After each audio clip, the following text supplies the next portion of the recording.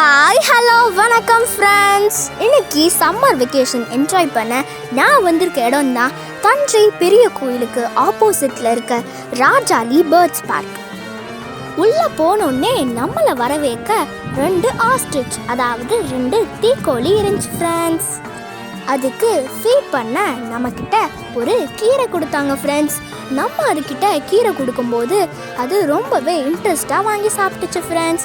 சில சமயம் இந்த கேட்டை தாண்டியே அதோட தலையை விட்டு வாங்கி சாப்பிட்டுச்சு ஃப்ரெண்ட்ஸ்.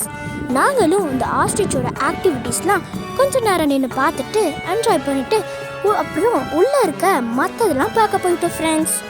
ஓகே ஃப்ரெண்ட்ஸ், நம்ம அடுத்த வீடியோவில் டீட்டெயிலாக பார்க்கலாம். Okay bye.